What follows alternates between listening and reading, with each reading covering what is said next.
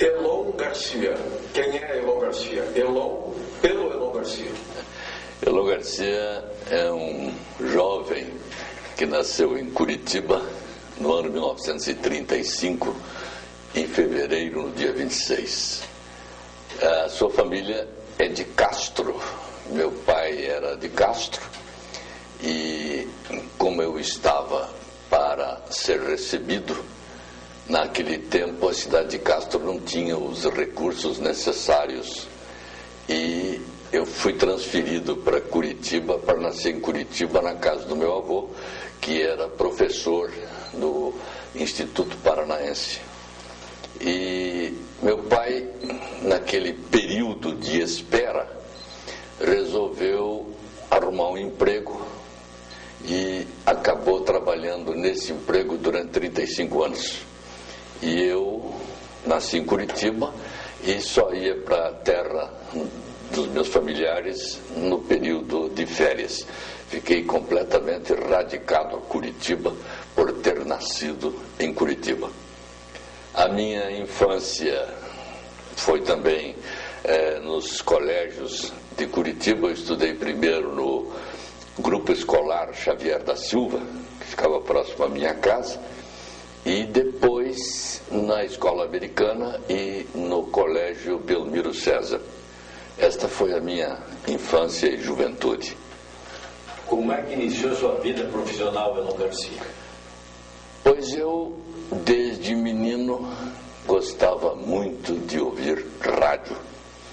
E meu pai também deveria gostar muito de ouvir rádio, porque desde que eu nasci sempre tinha um rádio próximo, renovado, de acordo com os lançamentos que eram feitos. E eu tinha visto uma oportunidade, o estúdio da PRB2, que era um semi-auditório. Era um vidro e as pessoas sentavam num auditório para ouvir os locutores trabalhando num estúdio do qual o som estava separado. E lá eu assisti o Rui Gil, assisti o Wilson Martins, e assisti Lores de Souza, assisti Arthur de Souza, e brincava de locutor de rádio com aquela famosa caixinha de fósforo, né? Falando como se fosse locutor e até cantando os jingles, poucos da época. E aquilo foi somando na minha vida. Na minha igreja eu sempre era convidado para ser o apresentador dos programas da igreja. Aí no Colégio Belmiro César eu era sempre convocado para ser o apresentador dos programas de auditório. E, inclusive, no Grêmio eu tive função específica e sempre como apresentador.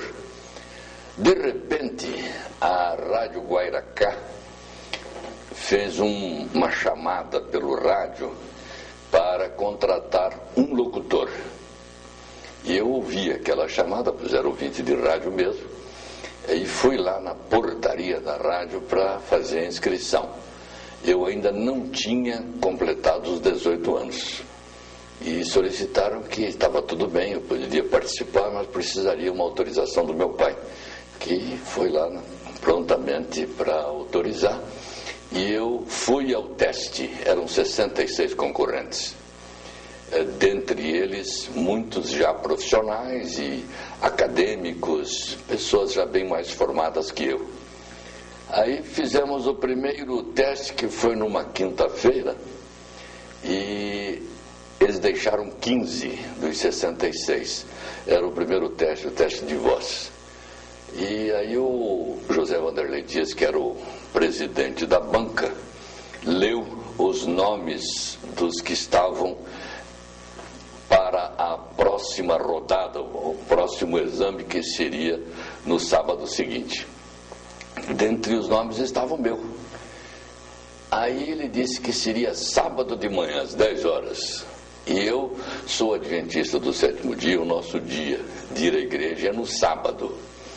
Daí eu voltei ao Vanderlei e disse: olha, doutor Vanderlei, eu infelizmente não tenho condições de continuar o teste, porque sábado de manhã eu vou à igreja então o senhor pode colocar um outro nome.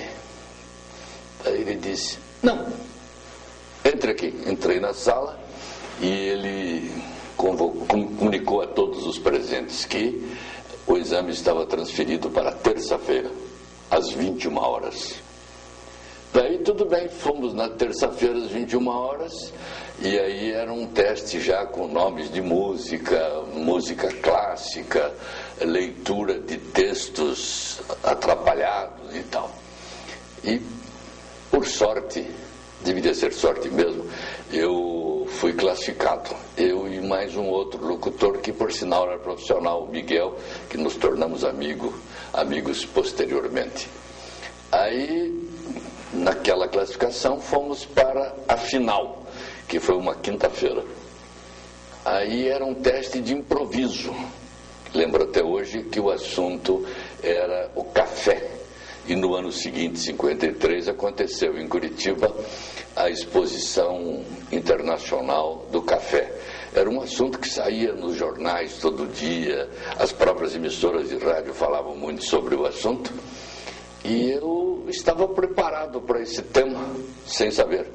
Aí era para falar 5 minutos e tiveram que bater a campainha para parar os 5, porque ainda tinha mais assunto.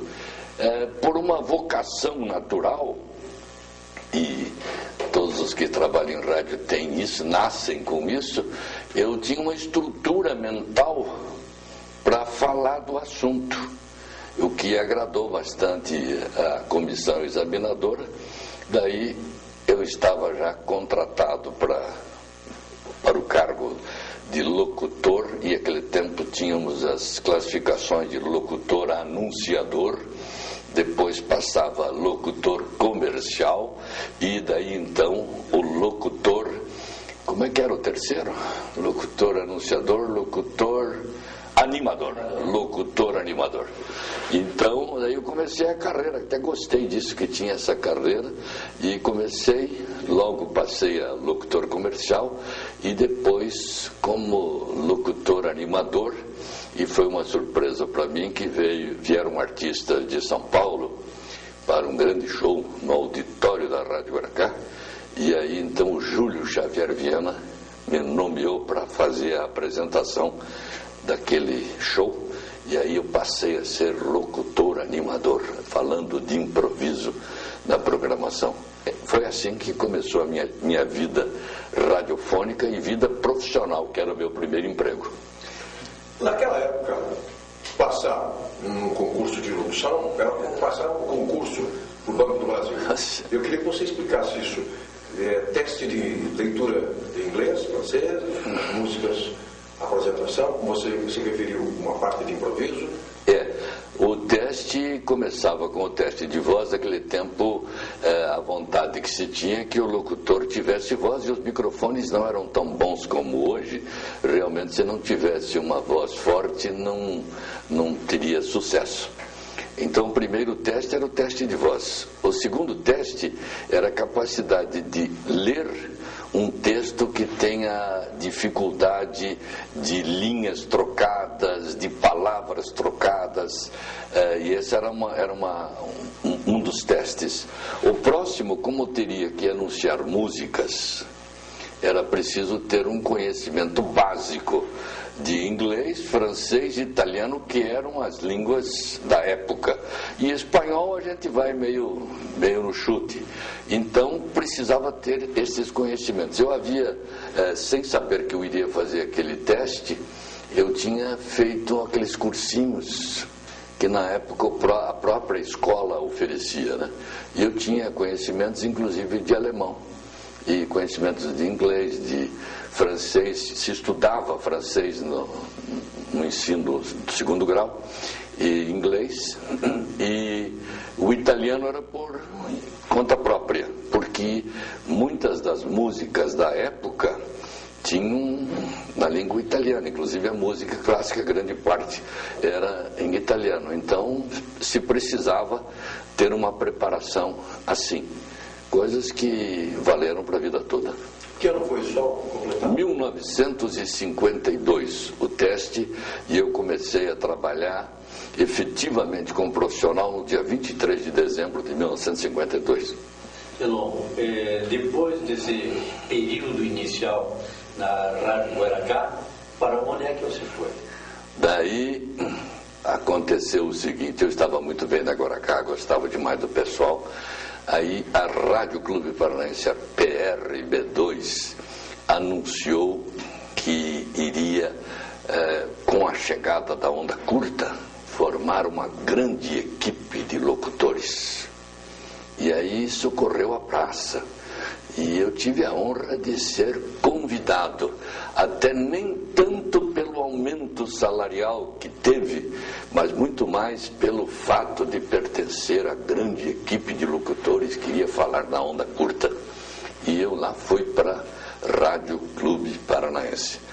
Neste dia, o primeiro dia, o pessoal da rádio, inclusive, dentre outros, o Paulo de Avelar, me avisaram que, olha, você tome cuidado porque na sua cabeça está a Rádio Guaracá, hein? E aqui você tem que dizer PRB2 Rádio Clube. Aí um deles escreveu numa folha de papel e deixou bem na frente, na mesa, escrito Rádio Clube Paranaense PRB2. E eu não tive dúvida, olhei para o papel e disse Rádio Guairacá. Fica no subconsciente. Depois precisava cuidar muito para não errar nesse lapso língua, né? Elon, voltando a esse passado brilhante seu, no tempo que você estava fazendo lá teste com José Wanderlei Dias para ser contratado para Guaracá, lembra de alguns nomes que depois também se tornaram famosos, que competiram ou participaram do seu concurso com você? Tem uma porção, e dentre eles fez até citação num discurso em que ele foi homenageado. O doutor Milton Luiz Pereira foi ministro do Superior Tribunal de Justiça. Numa oportunidade em que ele foi homenageado, ele citou a minha presença, dizendo que ele até tinha certa mágoa porque ele participou daquele teste e eu tinha sido vencedor. Isso talvez uma mágoa passou rápido, porque nós fomos nos encontrar na Rádio Clube Paranaense, porque ele se tornou o Prosdóximo Informa, era um noticiário famoso em Curitiba e nos tornamos grandes amigos. Ele, inclusive, toda a sua carreira como juiz federal, prefeito em Campo Mourão, depois no Superior Tribunal de Justiça, sempre foi um amigo sincero e também foi companheiro no Rotary Club, no mesmo que eu pertenço, que é o Rotary Club Curitiba Leste.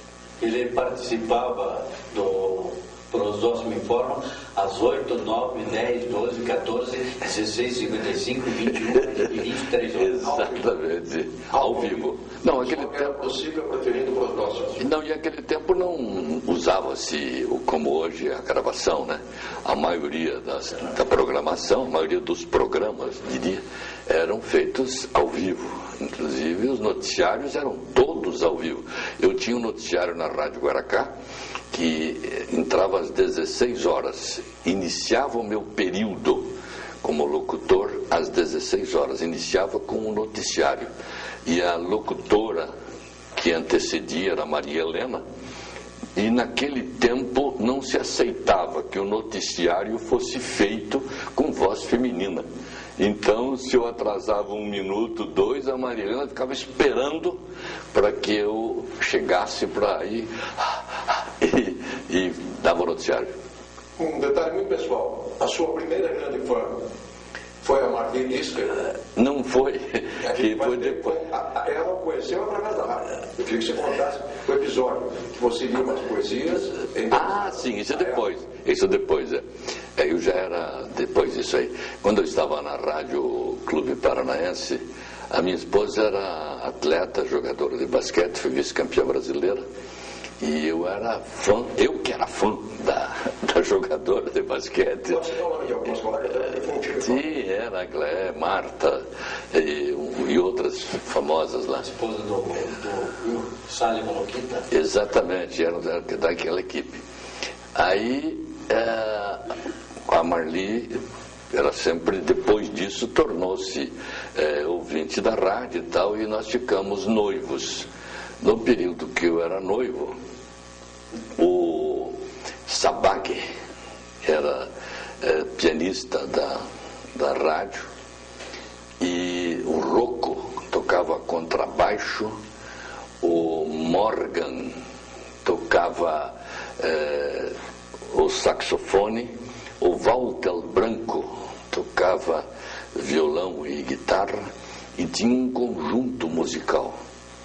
Daí, numa desses momentos ali no Bar do Ábido, que era na Rua Barão do Rio Branco ao lado, resolveu-se, por conta própria, realizar um programa. E eu fui escolhido para montar as glosas do programa, organizar o programa. Daí eu preparava o programa, todo ele romântico, dirigido à minha namorada e noiva. Aí passava para o Sabag e ele fazia a sequência musical, fazia os ensaios, e o programa era ao vivo. Um programa romântico, assim, com músicas da época. Diga-se que as músicas que eram apresentadas eram músicas de sucesso e com arranjos próprios feitos, os arranjos eram feitos por eles. Você teve um destaque muito grande também na Clube Paranaense, quando você interpretava as crônicas do Vanderlei Dias, A Vista de um Ponto. E de lá, e da PRB2, fiquei um tempo sem fazê-la, sem apresentar, e fomos para a Rádio Colombo. Quando o Arthur de Souza transferiu-se para a Rádio Colombo, lembrou do meu nome, eu já estava lidando com publicidade, já tinha agência. Mas bem adiante. Depois, bem depois. Aí ele me convidou para voltar, para participar do programa dele, para ser o segundo do programa. Ele viajava, eu ficava apresentando o programa, e no dia que ele estava presente, dividíamos as notícias e ele comentava.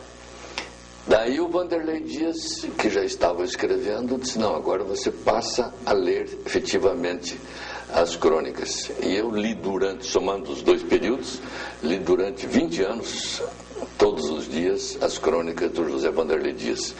E os seus livros, ele me deu a honra de ter dedicatório em todos os seus livros, e num deles ele diz que Elon Garcia é a minha voz, porque eu interpretava, de acordo com ele queria, os textos que ele escrevia com tanta ênfase, com tanta sabedoria, porque o Vanderlei Dias era um jornalista espetacular, com muito sentimento, e ele sabia escrever, usar bem as palavras. E quem sabe eu sabia interpretar como ele queria. Elon, aquele menino ainda do início da vocação, da caixinha, né, de fósforo, depois a Rádio Guaracá, depois a Rádio PRB2, a Rádio Colombo, você entrou numa fase, simultaneamente com a publicidade, uma fase mais profissional do rádio, que foi, me parece, a Rádio Independência, depois, onde você começou a, profissionalmente, um crescimento de viver exclusivamente do rádio. Conta como foi isso. Bom, eu estava na Rádio Emissora Paranaense, o Renato estava lá também, e eu fazia a Rádio Emissora, Rádio Curitibana e a televisão. E digamos que éramos bem pagos, mas não tão bem pagos como nós imaginávamos que deveríamos ser pagos. Isso é o Canal 12. Era o Canal 12, era o único da época, né? É bom também lembrar que foi na fundação da TV Paranaense que você foi uma pessoa também que conduziu a cerimônia de abertura. Sim, eu já estava lá naquele período experimental, eu já estava participando, né? Mas a independência foi depois? A independência foi depois. Então, só para ele documentar, há uma foto da inauguração da TV Paranaense, Canal 2, no dia da solenidade, em que foi cortada a fita simbólica, o Colombino Graçano, do PSD, deputado, foi representando o Moisés Lupion, o Atassara Borba Carneiro, o Dom Manuel da Silveira Delbu, então arcebispo metropolitano de Curitiba, o reitor Flávio e o Enão Garcia com o microfone na mão. Essa é uma foto histórica, é a primeira foto da inauguração. Agora é muito rosto da televisão. O Renato, no seu livro, estampou essa fotografia histórica. E eu estava dizendo que nesse momento, aí a gente estava satisfeito, mas não estava satisfeito. Repentinamente me aparece um convite. Eu até então só conhecia venda pelos cursos que a gente fazia. Era muito interessante esse período. As pessoas vinham a Curitiba, professores vinham a Curitiba fazer esses cursos de uma semana, 15 dias, um mês, e deixavam um convite para a rádio, porque eles anunciavam na rádio. Então deixavam um convite para quem se interessasse, e eu gostava da ideia e participava daqueles cursos. E aí fiz vários cursos de venda, cursos de marketing, curso disso, daquilo, que eu realmente não sabia para que serviria. Mas achava que conhecimento é conhecimento. E frequentava os cursos, participava. Aí, de repente, o José Cardoso de Almeida estava na empresa MAP, cuja sede era em São Paulo, e de lá me telefona me perguntando quanto você ganha somando tudo que você ganha, cachê e tudo. Aí fiz a conta, ligo para você em 10 minutos. Eu fiz a conta, passei para ele e ele responde: daqui 10 eu telefono para você, eu estou em São Paulo na sede da empresa. Tá. Daí a empresa está fazendo uma proposta para você do dobro do que você ganha. Aí não tem jeito, né? Aí não tem jeito. Aí eu pedi admissão, foi difícil, inclusive, eu ter a aceitação da demissão da rádio. Fiquei um mês, e o Renato é testemunha disso, fiquei um mês trabalhando após as 6 horas na rádio para organizar o departamento de publicidade para o meu sucessor. E entrei agora na publicidade para valer, entrando todos esses conhecimentos que eu tinha e assumindo a direção. Continuei na televisão fazendo os comerciais. Nós tínhamos o teleshow CCI, que era o Ari Fontoura que escrevia. Tínhamos o teleteatro CCI, que era o Simval Martins. E eu fazia Missão Impossível, e eu fazia os comerciais destes programas que eram exibidos em nome da MAP. A MAP tinha a CCI, que era a corretora dos imóveis, e construía-se na época o edifício Acácia, o edifício Bradesco e o Parque Balneário Caiobá. O sucesso de venda do Bradesco foi espetacular. Nós tínhamos comprado um ano de publicidade pensando que as coisas fossem devagar, e em 6 meses os empreendimentos já estavam vendidos, e a MAP era uma empresa muito séria, manteve o contrato com a televisão, e nós ficamos fazendo comerciais de prestígio no restante do contrato. E até havia um certo agradecimento à televisão e aos jornais que nós tínhamos contratado pelo sucesso da publicidade. Quer dizer, puxa, se eles fizeram um sucesso tão grande, capaz de sucesso de venda, então agora corta. Não, mantivemos até o final do contrato. E o Parque Balneário Caiobá também foi um sucesso de vendas? Na época, sim. Depois, diretorias que se sucederam, daí a coisa foi modificada e tornou-se um hotel. Neste período que nós estávamos de senhor Osman Pierre, que era um engenheiro presidente da MAP, me chamou lá na sua sala e disse: olha, aqui na empresa você vai ter pouco sucesso, porque o lugar que você pode ocupar depois do cargo que você ocupa seria o meu, e eu não posso sair da empresa. Então eu estou propondo para você, vou montar um escritório para você montar uma agência de propaganda, da qual nasce a agência com a conta da MAP. O que você acha? Estava aceita a proposta e saímos para a agência de publicidade. Fomos trabalhar e durante um ano e pouco, e daí de repente as coisas foram mudando, a sequência da vida foi mudando, e eu encontro com o Jair Brito, que me dá o seguinte recado: eu estou contratado para montar uma estação de rádio em Curitiba que se chama Rádio Independência, e foi citado o seu nome e todos aprovaram o seu nome. Você não gostaria de... Puxa, aí rádio na minha vida. Aí é duro, né? Você deixa tudo que tem para trás. E aí acertamos a agência, passou para o outro sócio a minha parte, e eu fui para a Rádio Guaracá, perdão, para a Rádio Independência com o Jair Brito. Aí lembro que organizamos o departamento comercial a partir das desenho das faturas e todo aquele material, e a rádio foi ao ar. E pela competência do Jair, a nossa programação era um sucesso. E somando os conhecimentos de venda que eu tinha já dos cursos anteriores, eu passei a realizar um departamento comercial moderno, com maneiras novas de abordagem dos clientes, maneiras novas de apresentação dos produtos e até criação de produtos.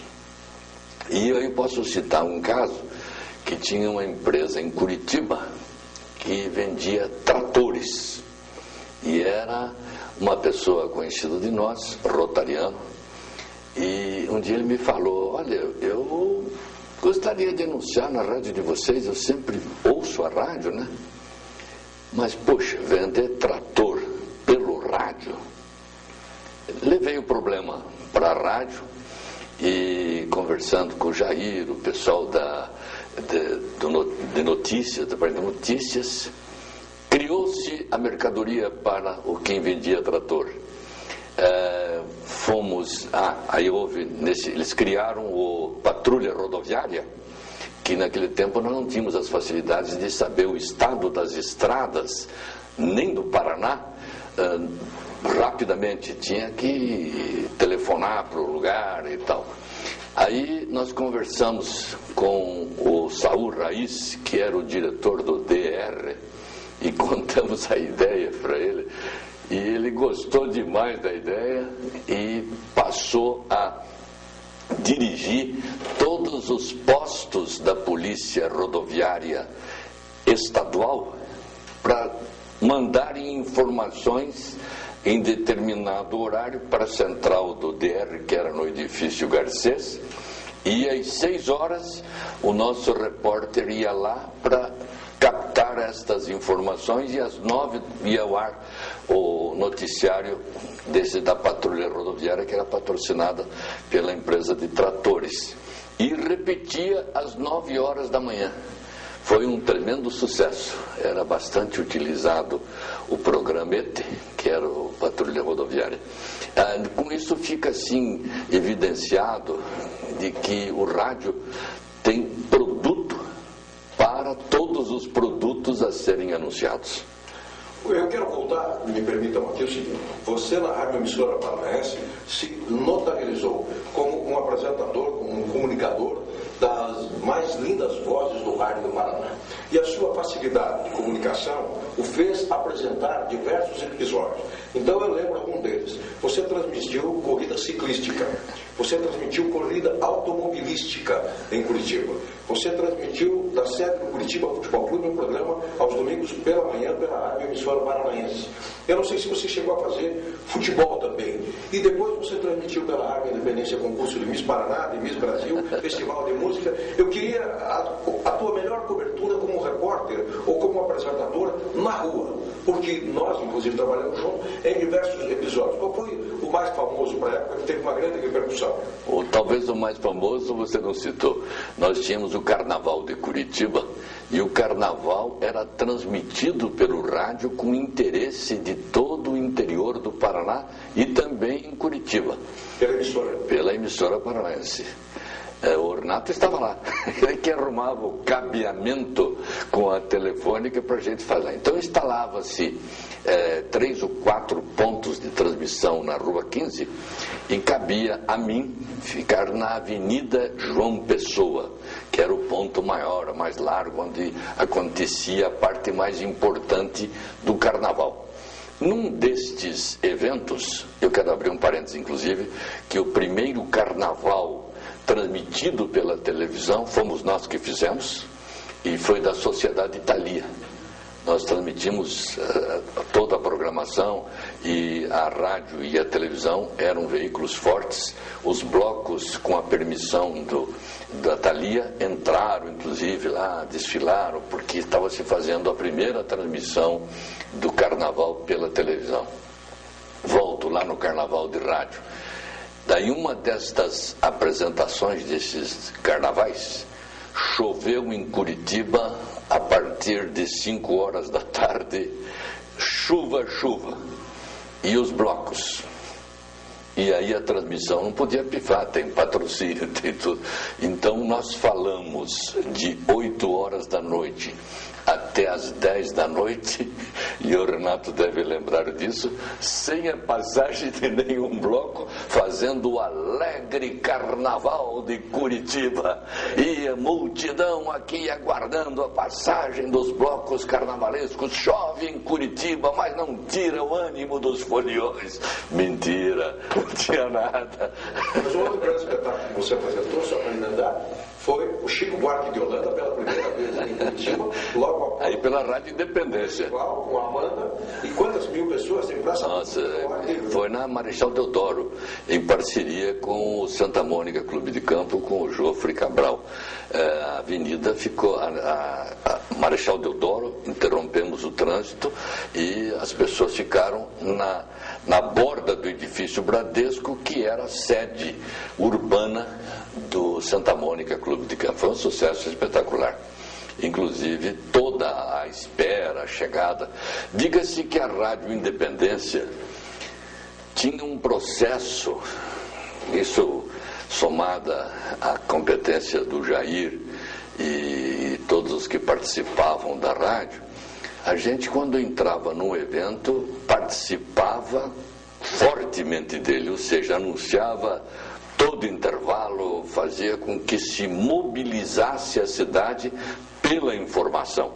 Este foi o grande sucesso da Rádio Independência. Quando se entrava em algum assunto, dentre outras, essa eu vou citar a marca, nós sempre usávamos essas promoções, né?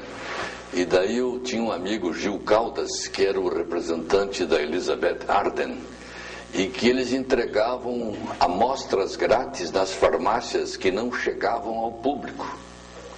Daí um dia nós almoçamos juntos e eu disse, olha, eu aceito fazer uma promoção com você da Elizabeth Arden, só que você precisa me dar 10 mil vidros ou embalagens do seu produto.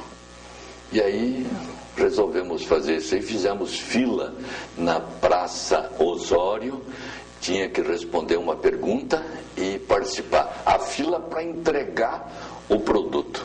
Aí a Elizabeth Arden passou a ser anunciante da Rádio Independência. Houve uma sessão de cinema perfumada? Também. Houve uma sessão de cinema perfumado e o próprio Gil patrocinava uma edição do dia que era feito do Cinemascope, uma edição perfumada da Tribuna do Paraná.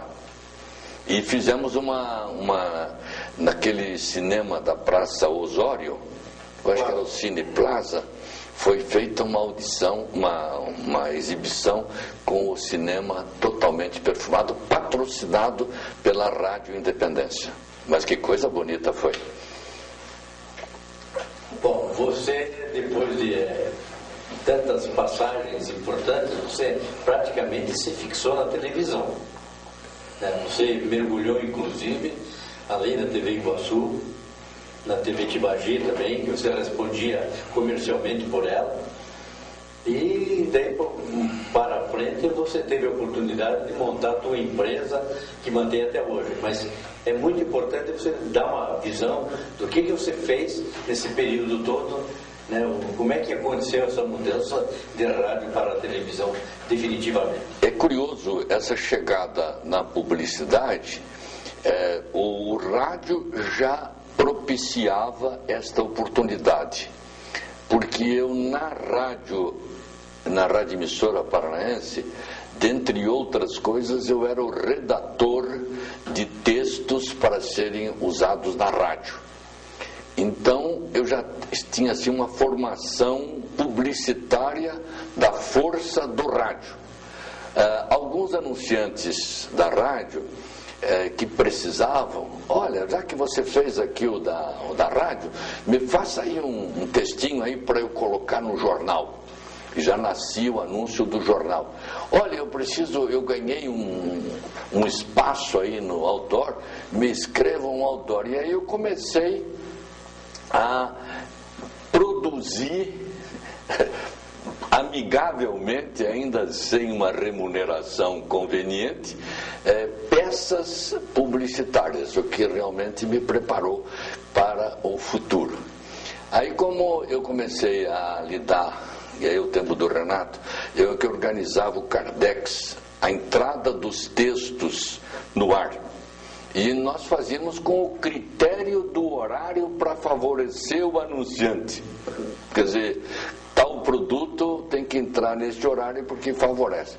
Vai somando conhecimentos de publicidade para que o anúncio dê o melhor resultado possível. Você criava anúncios até do Saruhashi, o programa japonês?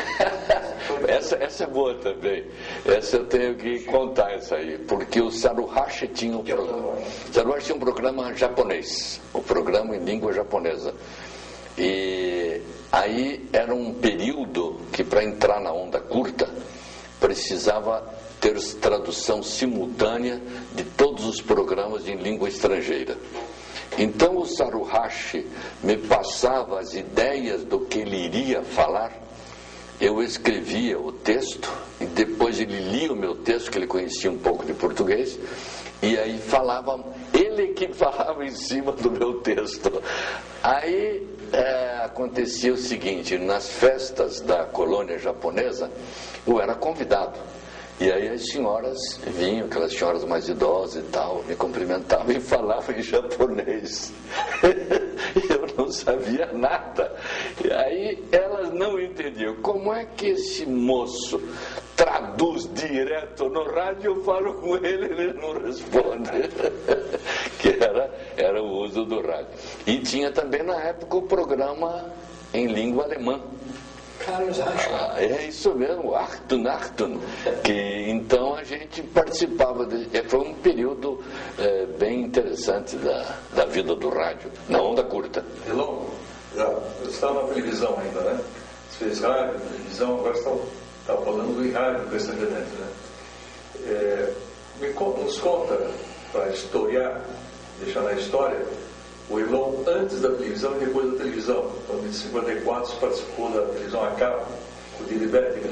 Sim. O teu testemunho a respeito. Bom, aí foi o seguinte, eu estava na Rádio Emissora Paranaense e fomos dar continuidade àquele trabalho iniciado, que era primeiramente lá no auditório do Interamericano, e ficava a televisão na vitrina das casas Tarobá, lojas Tarobá.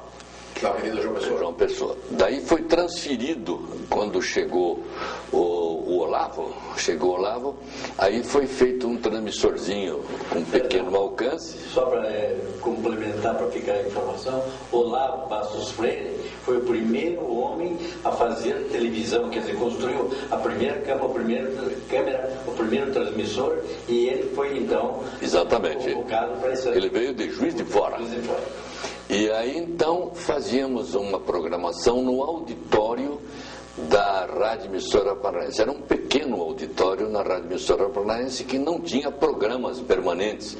Eram eventos que se realizavam naquele auditório. Daí nós passamos a usar para as transmissões da televisão, que era Canal 5, com o som da Rádio Curitibana. Aí eu participei a atuar diretamente.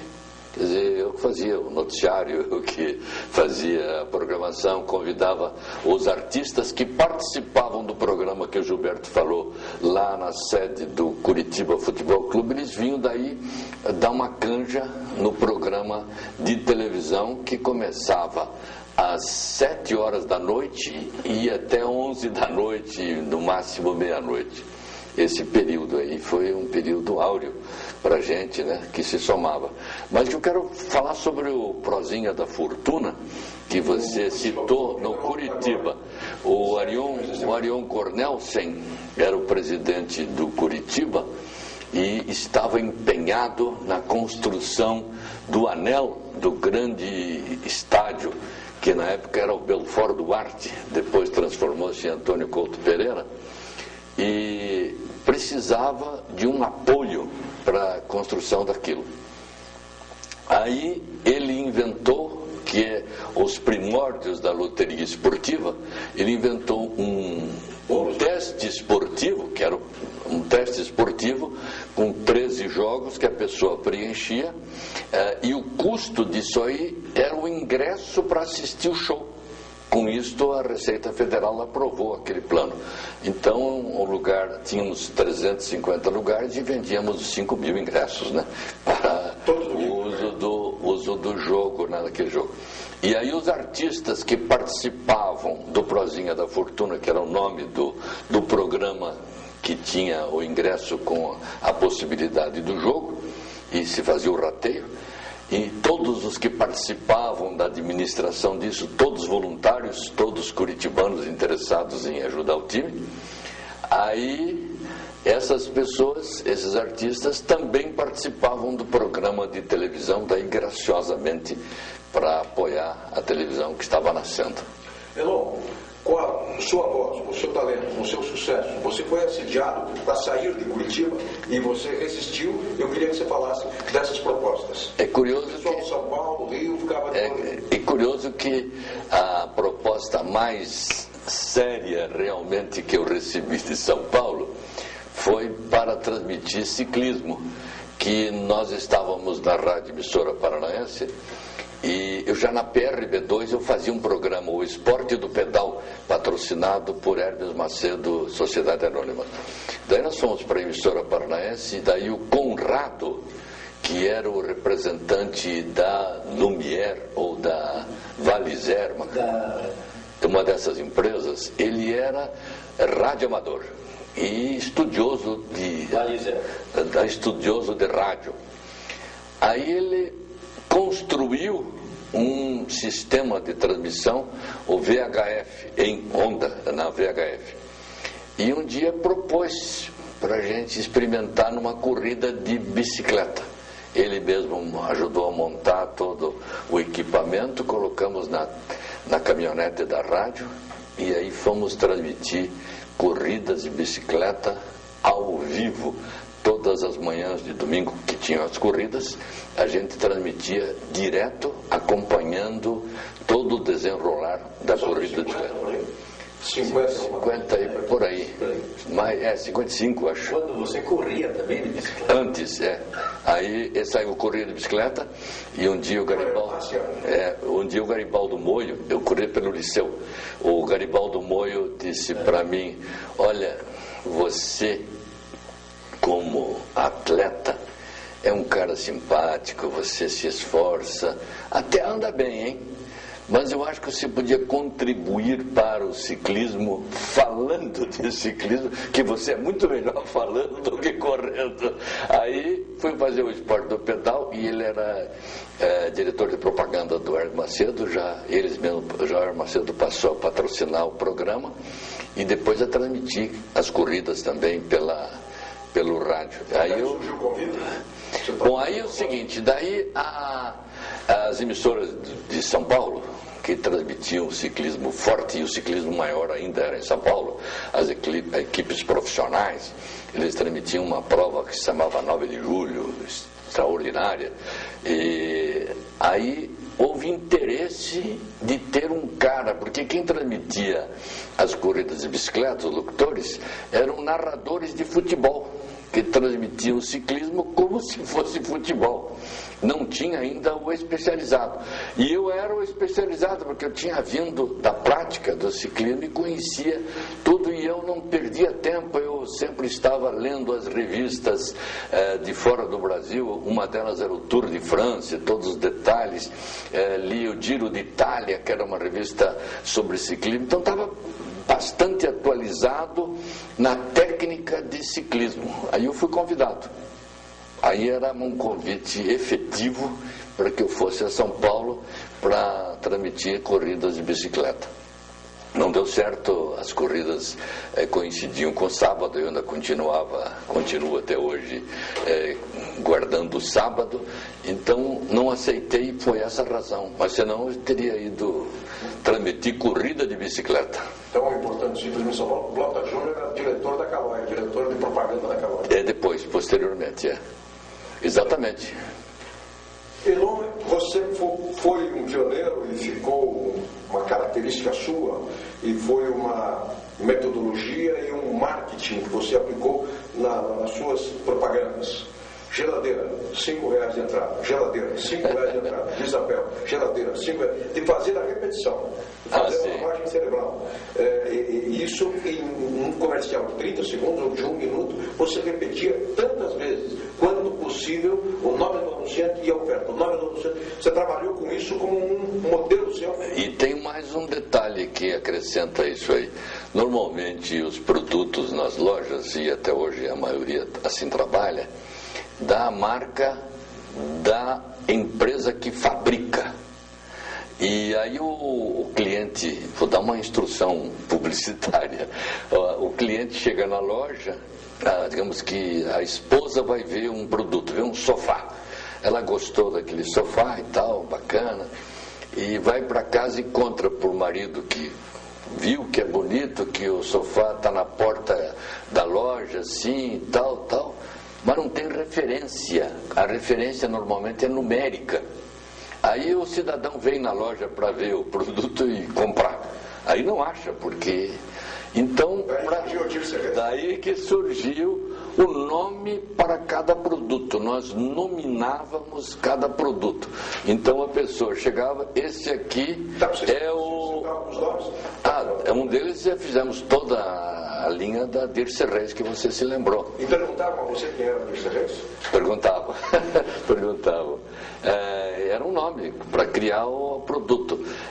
Mas o que deu mesmo foi sucesso, foi a Leleca, que era um sofá-cama que tinha esse nome, e esse nome tomou conta, e até hoje ainda pessoas se lembram de Isabel e citam da Leleca. E foi um sucesso de venda porque... Não, isso surgiu da necessidade de criar um nome, e de acordo com o produto a gente criava um nome.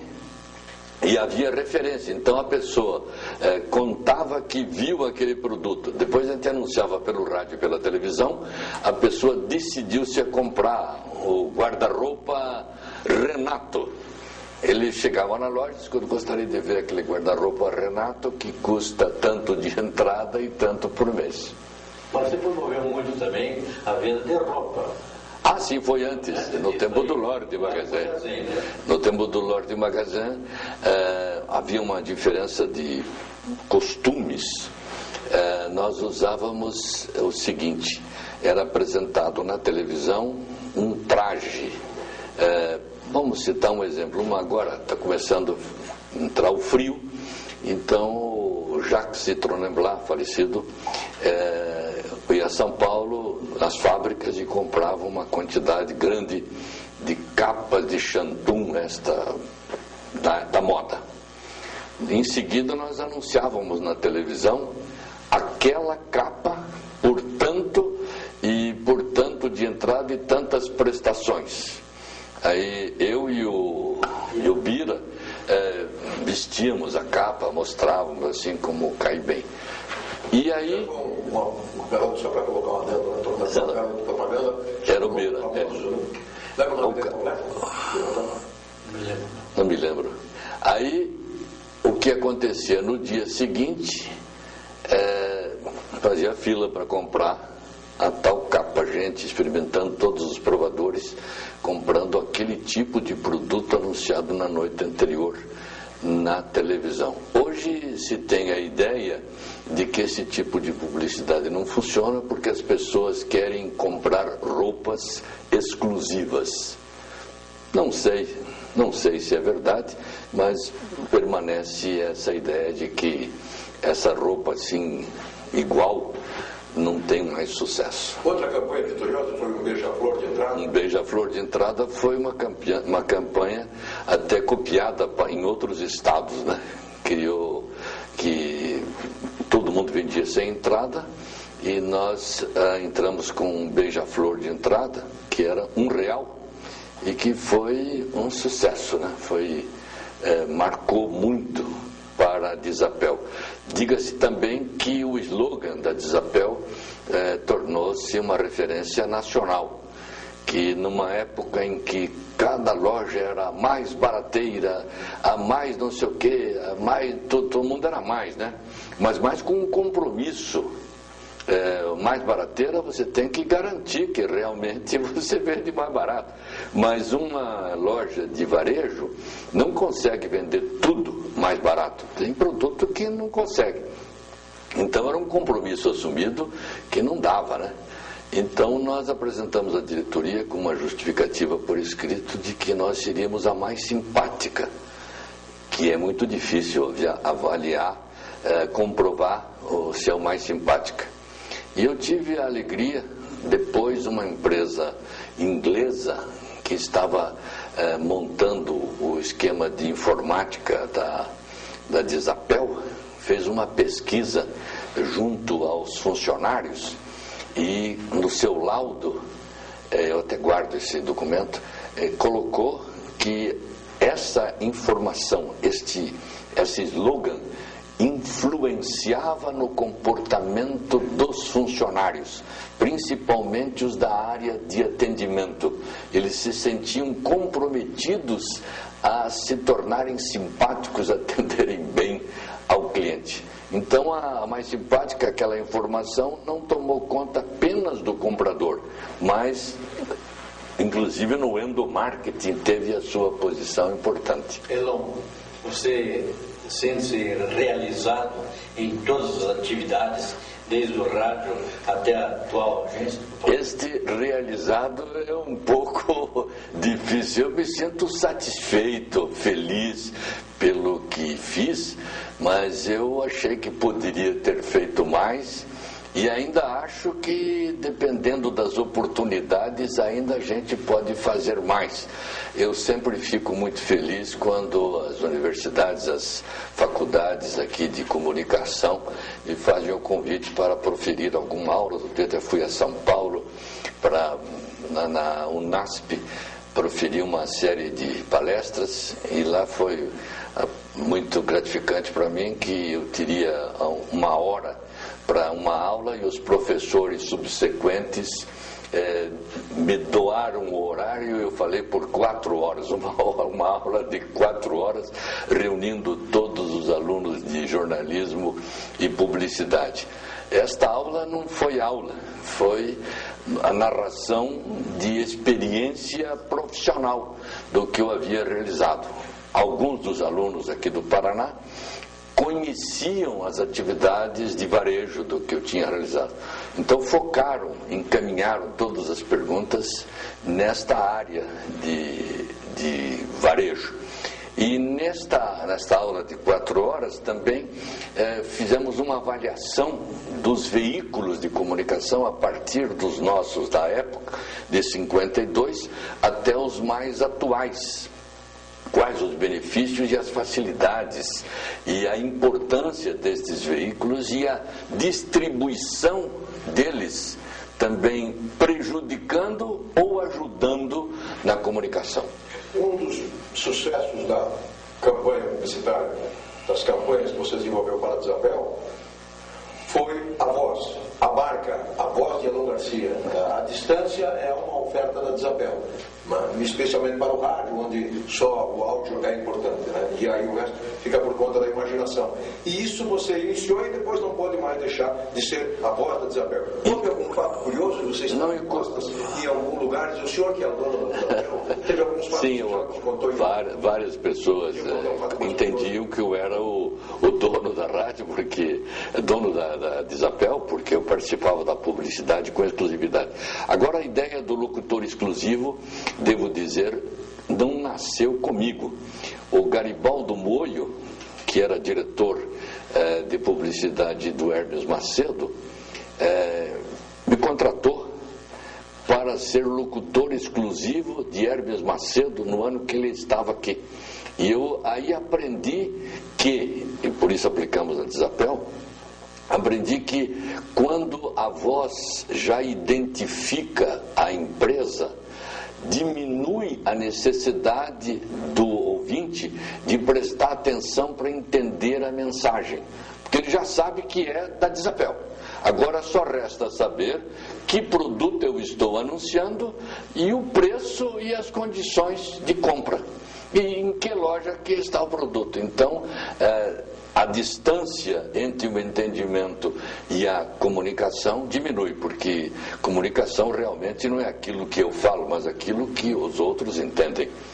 Elon, concluindo nosso agradável bate-papo, eu gostaria que fizessem as considerações finais sobre tudo o que você quiser.